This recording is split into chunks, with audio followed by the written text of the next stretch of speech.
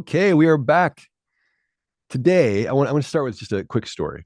I was at a church event not too long ago, and I just happened to be sitting next to somebody I didn't know, a woman in her 60s, I think, maybe early 70s, not 100% sure.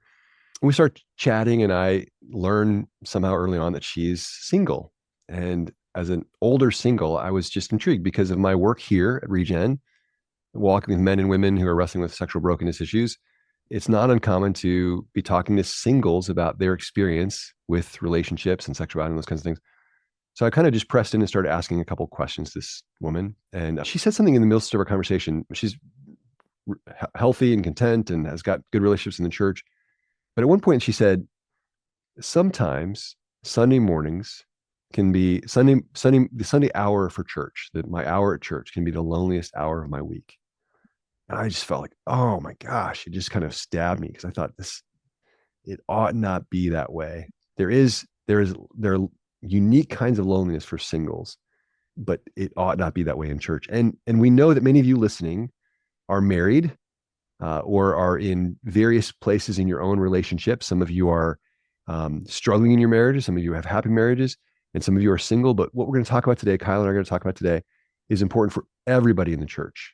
We're going to get into meat that's really, really important if you want to live a relationally and sexually whole life, whether you're single or married. But we're going to talk about singleness today. So Kyle Bowman is the director of our coaches at Regen. You've met her before if you've been listening to this podcast at all. Kyle, welcome back.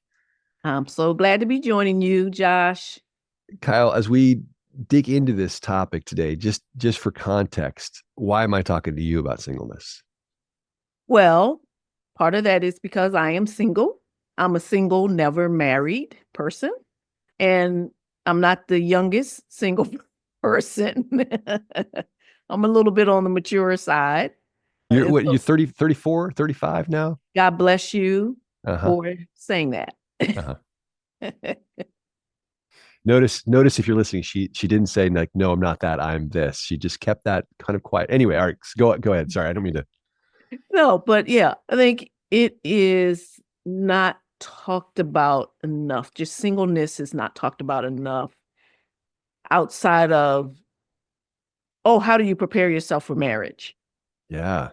Not how do you prepare yourself for a life that might not include marriage? And what does that look like? And how to encourage people, maybe who already had that sense that they're not called to marriage. And so how do you talk to those folks and help them to know that like they're not standing on the fringes of life, that God has a very wonderful life and purpose for them in their singleness. And they don't have to be like in this holding pattern or this waiting pattern of, oh, when I get married, I will be fill in the blank. Yeah. It's not like I like that word, holding pattern. Like singleness doesn't just have to be, for some people it is. For some people, not a holding pattern. I don't think it should ever be a holding pattern, but for some people it's an interim season of life. A season of life, yes. Some people it's an unwanted, prolonged season of life. Some people have been married and find themselves single again, either because of the death of a spouse or divorce. Mm-hmm. So there's lots of reasons that people find themselves single. And I think what you're getting after in some ways is we want to kind of blow up or just kind of really pull down this false idea that singleness is just a holding pattern. It's just kind of like something that's you're not like that people are not supposed to be single, at least not for long. And if they are, something's wrong.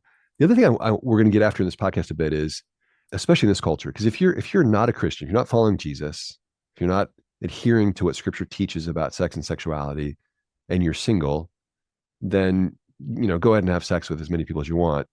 Might be your way to address loneliness, address sexual desire, those kinds of things. We're not saying we don't condone that. We're saying non-Christians might not have a problem with that, but for Christians, for devout men and women who find themselves single and who are wrestling with sexual desires or just simply feeling sexual desire, which is a very normal God-given experience, what are they supposed to do with that? And I think that's another place where churches and Christianity hasn't done a great job of talking about like, what are people supposed to do that? I think that's what we often hear, that really bad advice about what people are supposed to do. So we'll get into that a little bit later. Kyle, maybe begin just on a heart level. What's your experience been like as a Christian woman in various church settings, not necessarily certainly in your church, but just in Christian circles around that whole kind of like, I don't know, what do you hear from people, or what's the vibe you get from others about your singleness? Well, I've been, I think, blessed in that I have not been in circles where the everything you show up to, somebody asks the question, "Oh, so you see anybody?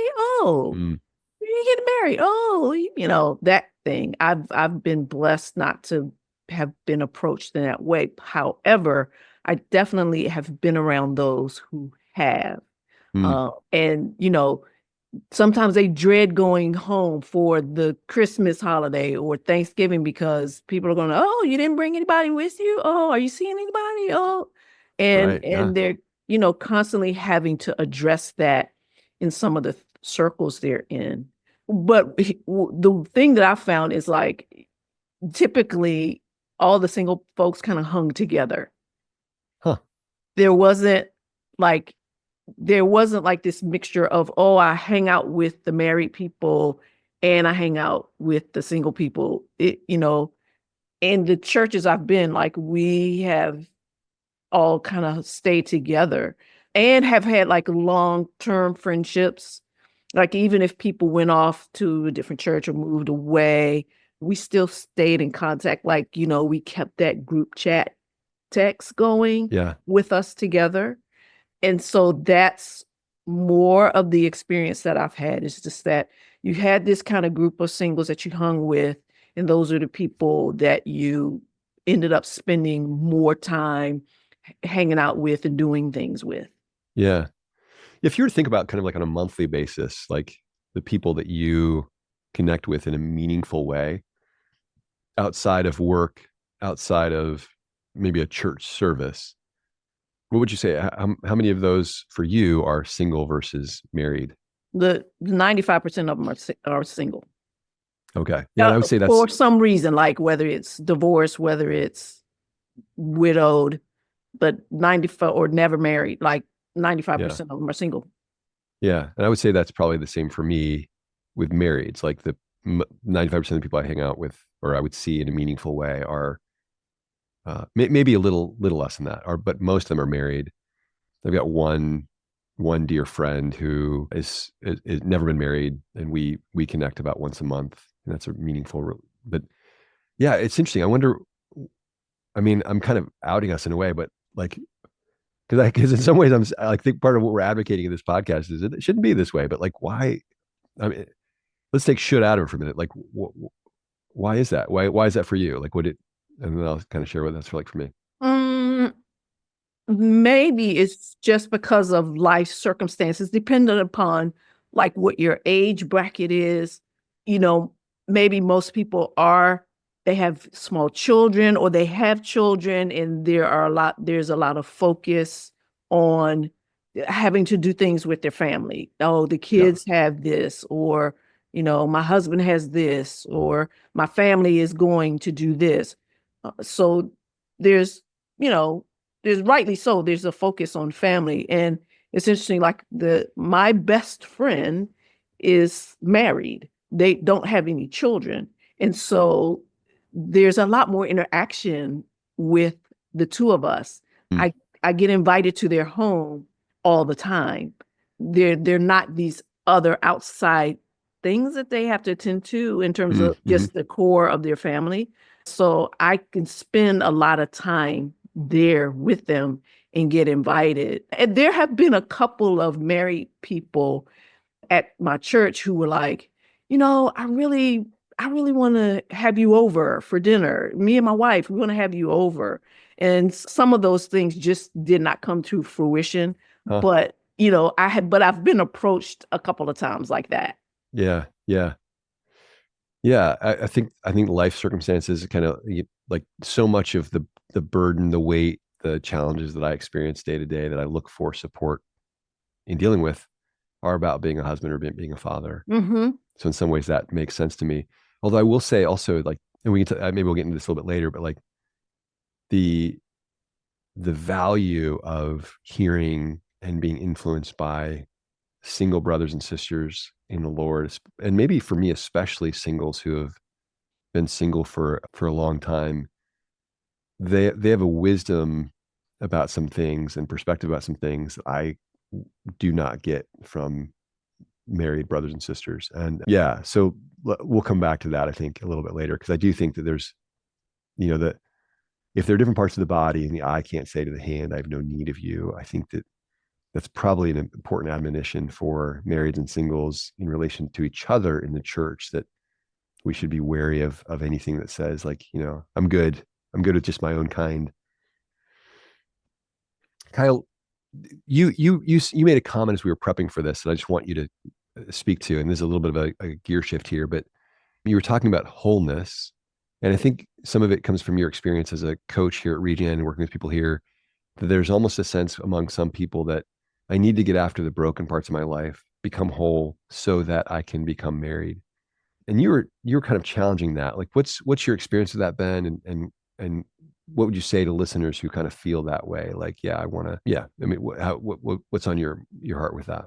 Yeah, I think as several of the women that I've talked to over the years of being a coach, there is this longing. They understand. Okay, I have this thing. I have to get after it so that I can be the wife that I need to be. I can, I'm healthy enough to get into a relationship, and they don't think about, wait, like, how about shifting that perspective and allowing your drive toward that to actually be, I want to be whole because I want to be the person that God has called me to be.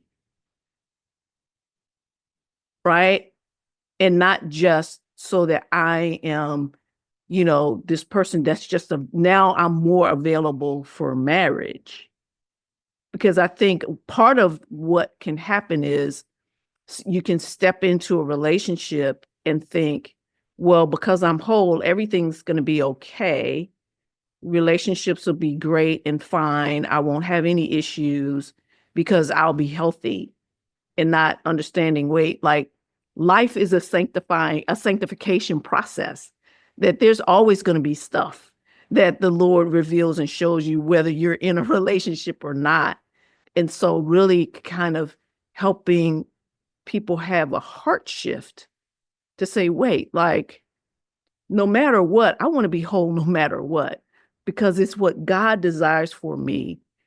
And I think and sometimes even when it's not necessarily tied to marriage, but like, oh, when I'm whole, I'll be a better worship leader. I can serve, be a better servant in the church. I can serve now in the church. I'll have this sort of like carte blanche thing to do all this stuff because I will have gotten rid of this thing and I won't have any more issues to deal with, so I can engage more in things in life. I think is interesting because on the one hand, there's truth to it. Like, I'm grateful that I got some therapy, good Christian therapy, and then I got involved in a Regen group before I got married. Like, man, I saved myself so much heartache and trouble in marriage because porn did not have a hold on me. And some of the other sexual sins that I was engaging in were a thing of the past by the time I got married. Like, it helped. But I think part of what you're getting after with that is that we can almost hold health and wholeness as a bartering chip with the Lord for the next thing. And I think what it exposes is our idolatry of whatever that next thing is, like, being a worship leader, being a pastor, being a husband, being a wife. And I think what we miss when we have kind of hold that up as, this is where I'm going to find value. And so I need to get better so I can be valuable in this way. We miss that, and correct me if I'm wrong, but I think what I'm hearing you say is that we miss how much God values us right now. And we miss that his desire for our healing, his desire for our freedom, his desire for our wholeness is because we are so valuable to him here now. Like, it's not so that we can become more valuable later. It is like God's sanctifying us. He's working these things out in your life, wants you to get after these things because you're his treasure. And you're not going to become more his treasure when you are quote unquote marriage material or pastor material or leader material. Those things are just add-ons to sharing life and ministry with him. They're not badges you wear or markers of your value. Am I Yes. connecting And some dots there? yeah, and some of it is unlearning some of what you've heard in church. Mm, So often marriage is held up as the gold standard, if you will. This right. is the thing that every person needs to strive for, which is very sad to think that, because again, like if there is an individual who is just not called to marriage, they know that God has set them apart for something else. What does that do for a person who is there, or a person who, where they are, they're like, I'm not really ready for that. I don't think I'm ready for that. And so why should I try to pursue something that I'm not ready for? Which is Yeah. heartbreaking to think Yeah. that, yeah, Or to think that settle. I've got to, yeah, I think that this is what I got to do. And then I think that that can be what happens. Then you go, well, I guess if I got to do this, you get yourself into a relationship that is totally not healthy. Yeah. So let me push you a little bit here. Let me just ask this question, like, to the listeners who are whether married or single listening, going like, wait, what are you talking about? Like, what could be a higher calling than than marriage and family? What would you say to that? I would say that takes such a big brain shift to think. I don't think we think about the fact that we are the bride of Christ. Mm, I don't think that's, I know for me, that wasn't a thing. And so it's thinking, wait, there is a marriage that's going to happen that's so much bigger and better than what will be experienced on earth. And am I okay with being able to, maybe I do have to sit in the pain a little bit mm, of what it means to not have that longing met, but anticipate that there is this wedding feast that's going to take place that will put earthly marriage to shame. And not to yeah. say that as a way of knocking earthly marriage, but that even people who are married have to understand that this is not the end all to be all. Because then what happens is you end up idolizing your spouse. Yeah. And what God longs for is for us to really want what is coming. Yeah. That's so good. Okay. I got to riff here a little bit with you here because on like for Christians, for the Christian church to find themselves upholding marriage and family as the ultimate calling, like this is the like what could be more important, is to miss so much of the reality of scripture. Our savior did not marry on the earth. He is the bridegroom, and there will be a wedding one day, a spiritual union, not a sexual union, a spiritual union between the bridegroom Christ and his bride, the church. We follow him. We are followers of him. So why would we think that every single person who's following him would have to be married on the earth? The primary author of the New Testament, Paul, who's got more letters in the New Testament than anybody else, did not marry and said, in Romans said, I'm sorry, First Corinthians 7 said, I wish that you would be like me and remain single, because if you're married, you got to busy yourself with, concerning about your wife and your kids. But like, if you're single, you can devote yourself just to the Lord. it wasn't a command. He wasn't trying to flip the script and say, now, now the highest calling is to be single.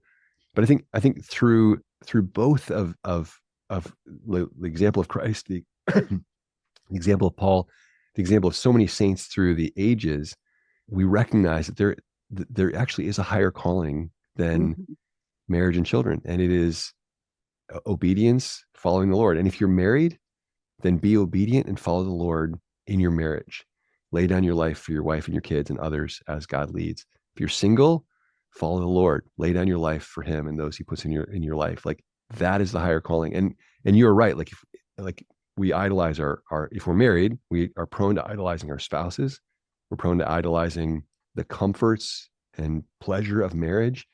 We're prone to idolizing our kids or our houses or the 2 cars and 5-bedroom house or whatever it is. Excuse me, which is idolatry is idolatry, whether it looks quote unquote Christian on the outside or not. And did I say anything heretical there? I think I'm on target here, right? Like, No, yeah, no, I don't think you did. I think the thing we have to acknowledge though, like, it's not like just because we said this that you can go, oh, okay, I get it. And right. Because that didn't happen for me. Like, I didn't just, hear this information. And some people might be hearing it and go, that's a bunch of malarkey, right? yeah, Like, yeah, because like, what am I supposed to do now? And I think we have to acknowledge, like, there is a place of suffering. mm, If that's the longing in your heart and it has not happened, I think there is a place for the longing and the grief and to be able to express that, not to just push it off and say, oh, well, hey, but you got this other thing you got to look for and it's going to be great. That still, for a lot of people, doesn't answer the question, okay, but what about right now? yeah, And I think there is permission to be sad. Maybe mm, there's some anger. And can you bring all of that before the Lord and allow Him then to present something else for you, to have your heart open to receive something from Him? Because as you give that longing and pain to Him, He has something else He wants to give to you. mm. All right, I want to ask you about that. Just, I want to introduce one other thought to singles and marrieds listening, just because I'm not sure we'll find another spot for it. So it may not fit exactly here, but I will say that in my experience, this is what I was talking about before, when I interact with singles who have done some of the hard work of pressing through whatever the pain or loneliness or difficulty, or even the spiritual work, but also even just the relational work. Like, there's some challenges I experience that others around me in my church don't seem to. When I interact with men and women who have kind of gone the deep roads that you're talking about, Kyle, one of the things that it does for me is it helps to illumine the reality and gives me permission even to pay attention to the reality that as much as I love my wife, as much as I love my family, they do not satisfy me. And at the end of the day, as much joy as there is, as much satisfaction as there is still an ache in me for something more. Mhm. And so I hope, yeah. So anyway, so let me just put it to you. As a single woman in your late 30s, in your however old you are, Kyle, what does that look like for you? I mean, like, can you get practical for a minute? Say, there's a single person listening who's like, man, I always wanted to get married. I'm now in my late 50s and I'm not sure it's ever going to happen for me. What do you mean? Like, how do I press into this higher calling, this, this something else that you guys are talking about in a way that's actually going to help meet some of my needs? So I stop running to porn. So I stop just beating my head against a wall in this way or that way. Like, what have you done? What do you prescribe here? What helps you? One of the things that has been important for me is, what are the things that bring me joy? Hmm. What are the things that I engage in that bring a smile to my face that when I think about doing them, I go, man, I can't wait. Whether it's, whether you go to a concert, whether you have a specific hobby, you like to golf or you like to be in nature. What are those things that bring you joy that you can be intentional about doing? I would say too, like, you know, as early on as a younger single, I would always wait for somebody else to engage in certain things with me. Hmm. And I would say even in the past year or so, the Lord has been just challenging me about finding my own adventure. Hmm. There are things that I can do that I love and enjoy, and I don't necessarily have to have someone with me in that, and know that like God has given me that as a gift to enjoy. So that's one thing. But the other thing, community is important. Hmm. I am blessed to have some great friends that I'm a person. I love like gathering with people and sitting around and cracking jokes and making fun and just having a good time. I make it a point, and I'm really intentional about it. I know that everybody is not that way. One of my friends actually said, "I am so grateful for your persistence."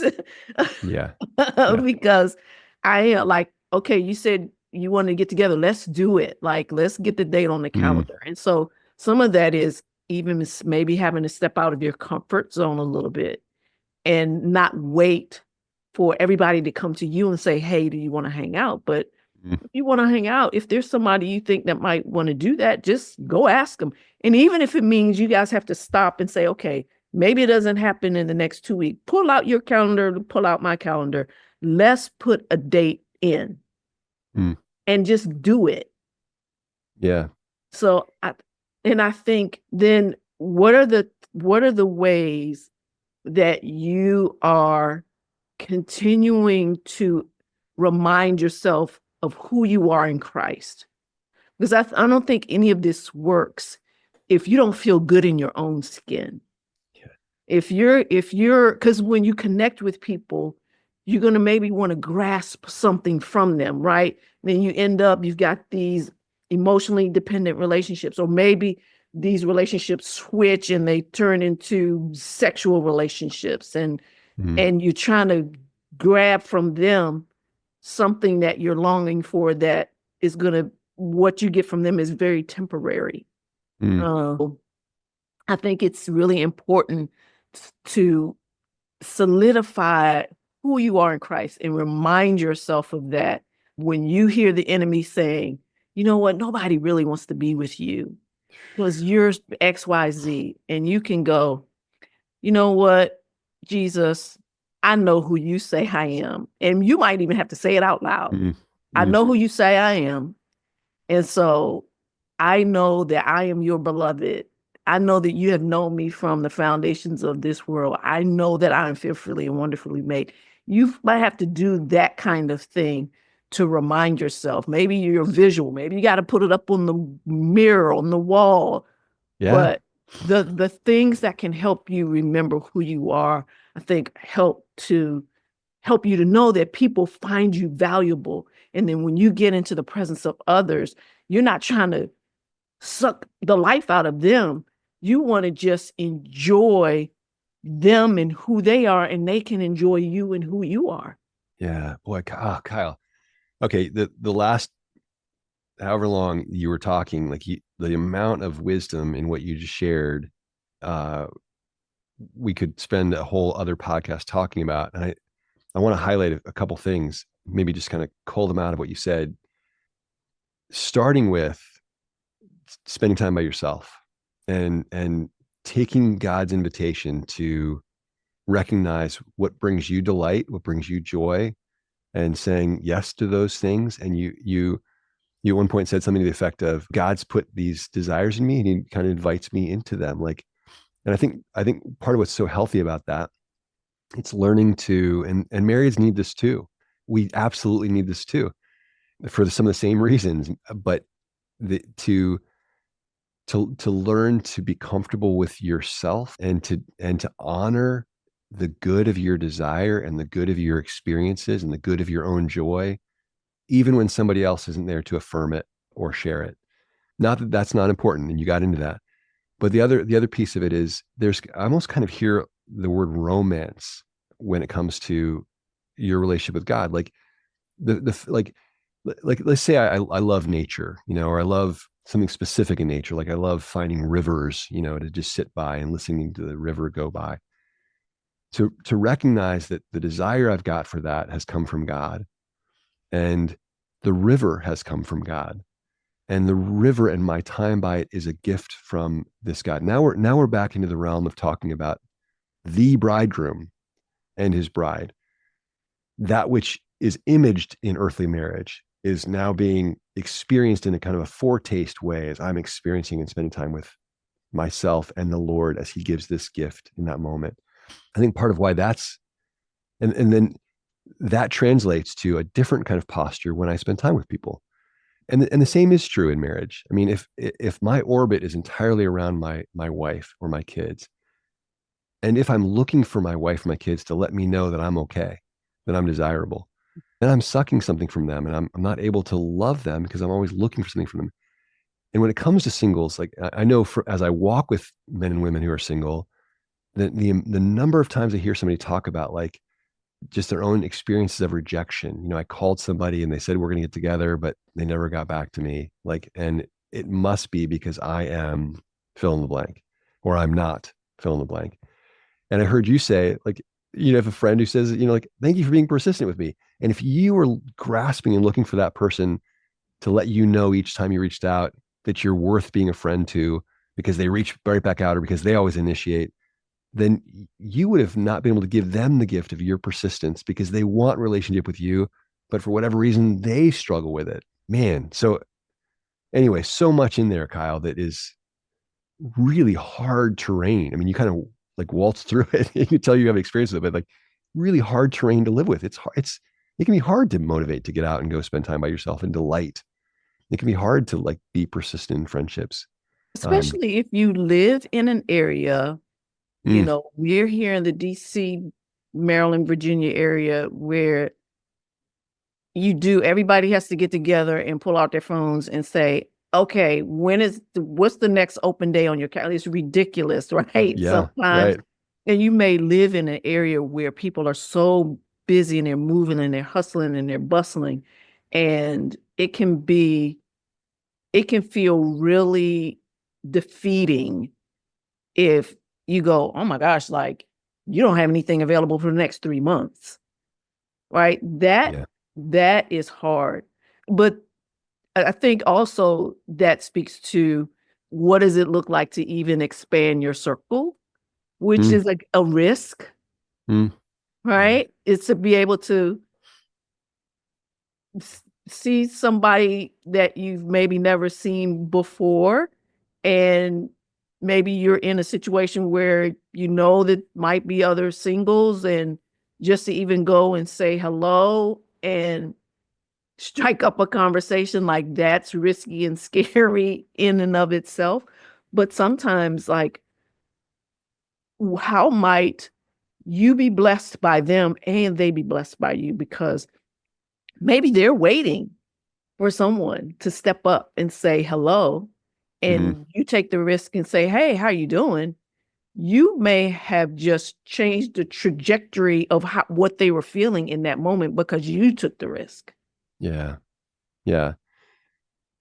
Man. Yeah. And I think all of us in today's day and age, maybe I know that the statistics about loneliness among men is off the charts. Like I know that women are getting lonely too, but the number of there's some research about whether married or single, the number of friends that men have continue to drop as they age. They have fewer and fewer friends. They're lonelier. They can be lonelier and lonelier.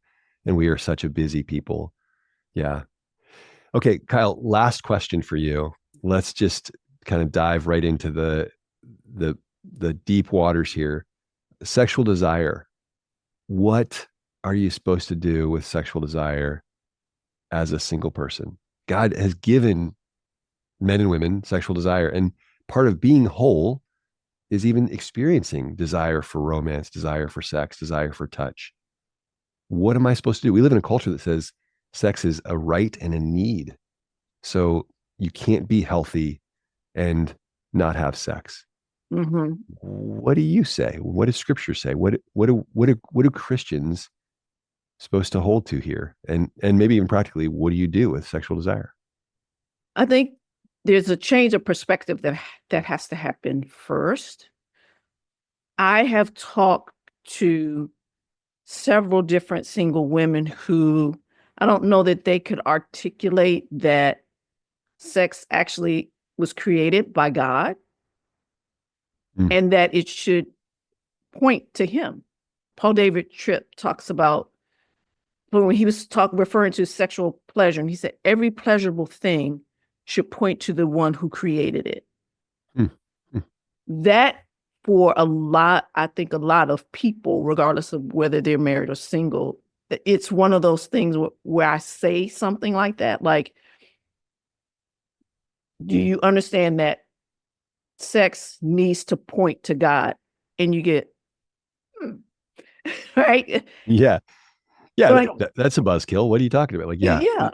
go on, go on. I love And it. so I think then you can start to put sex in its perspective when you realize, oh, wait, this is not just about me getting my needs fulfilled. There's something about this act that should image God. Mm-hmm. And that's a big jump.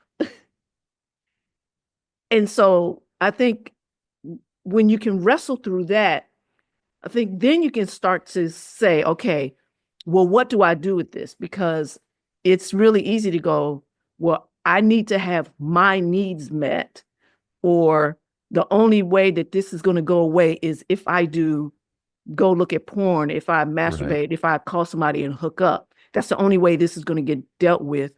Or you might have the thing of, you know what? I'm just going to shut it down. Mm. I'm going to figure out how to shut it down so that it never arises again. And when I get married, I'll just flip the switch and turn it Mm. back on. Right. And that's not a reality either.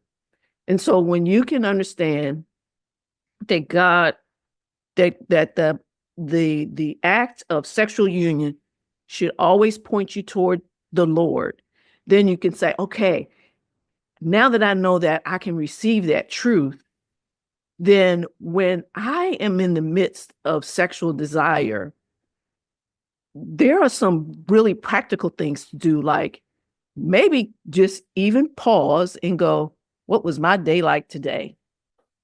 Mm. Was it a rough day? Did I lose a family member? Did something really hard happen on my job? Did I have a rift with a friend? And just even understanding that what you might be longing for is comfort because of the things that have happened, or maybe even over the course of maybe not even that day, but a week. Maybe you just need some sleep. Maybe you might be Mm-hmm. tired and you don't realize how tired you are and how vulnerable you are. And then to be able to start to engage with God around that. It's like, you know what, Lord, like this week was so incredibly hard. And I feel like if I just had this ability to enjoy sex with someone, I can Mm. release all of that and then I'll be okay. Being able to say that to the Lord. Or Mm. if in that moment you're saying, you know what? Like, I really want to go look at porn.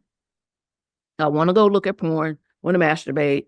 I'm going to be good Mm. because that's the only way my heart is going to feel better is to be able to say that to God. I remember I shared that with one young woman and she was like, you can't say that to God. I was like, Mm. sure you can. Because Yeah. first and foremost, he knows already what's in your heart. Yeah. And he longs for you to be able to share that with him. Because when you can share that with him, he's not going to leave you empty. Mm. He's going to refill you with something else. And can you have your hands open to receive it? And you know what? Maybe it means you have to walk the floor for a little while, right? Because none of this comes without suffering. And I don't care whether you're single or married, a lot of this comes through suffering. And when you can allow yourself to feel the pain, not try to numb it and get rid of it, but feel it, and then dialogue with God. Like, this might be a new concept for people, is that, wait, I'm having sexual desire and I need to talk to God, and not go, God, take it away, take it away, take it away. Not that conversation, but God, I'm feeling something in my body that you have created and you have called it good. And I want to do something with this goodness. And but I want to honor you. I want to honor you, God, in the midst of this. And Lord, show me what it means to honor you. Show me how I can take this energy and maybe I turn it into worship. Maybe, God, you're going to direct me to go lay down and go to sleep, or to exercise, but the Lord doesn't want to just leave you in this place where you are just totally frustrated about where you are and just leave you there. Yeah. And this is such deep waters, Kyle. I want to make a shameless plug here. If you're listening going like, I still don't get it, it's okay. You are in good company, and you have been formed by, because all of us have, a culture that does say that sex is a need and you can't live without it. And it has kind of set up a paradigm where we tend to believe, it's just in the water we drink, even though it's not true, that sexual desire builds and builds and builds, and the only way that it'll ever be relieved is through acting out in some way. Kyle, what I hear you saying is, instead of repressing our desire, instead of cutting it off, and instead of just giving into it, you're really talking about opening our desire, beginning to practice and learn to open our desire to the Lord, and being, as you talk about, being honest with him, telling him what he already knows. And what strikes me about that is that what you're referring to is cultivating intimacy with God. Like, sexual intimacy between a husband and wife includes opening your desire to your spouse when it's healthy, not viewing your spouse as a sexual outlet to kind of, get rid of your desire or to satisfy your desire. If your experience of your spouse is there an outlet for your sexual desire, then you are missing something very significant that, as you put it, points to God about sex. God does not approach us to satisfy his desire. He approaches us with love for our sake. But in a healthy marriage is just trying to image that love of God. And so what I hear you inviting our listeners to, and me to, and you to, is, can we cultivate a kind of intimacy with God where even our distorted desires, or our desires that we don't know what to do with, or desires that are really intense, where we can be open and honest with him and learn to walk with him through our experiences of those desires, whether they're being met or not. But certainly when we are experiencing as you put it, suffering of unmet desire, which is a common human experience for everybody. Even the person who indulges all their desires will find on the other end of that intense suffering because they have no control, because they've become an addict. That's hard stuff. And it's why regeneration's here. It's why we exist. I mean, in large part because it is a complex and difficult, but really deep, rich environment to cultivate intimacy with God. Yeah. Thanks for that, Kyle. I appreciate you not pulling punches on kind of the practical and I don't want to say practical and spiritual as though spiritual is not practical, but I think you know what I mean by saying, like, the practical kind of down to earth. I may need to walk the floor. I may need to call a friend. I need to cultivate community. And also this more mysterious, maybe less familiar terrain of walking with the Lord with these very earthy, physical experiences that we have.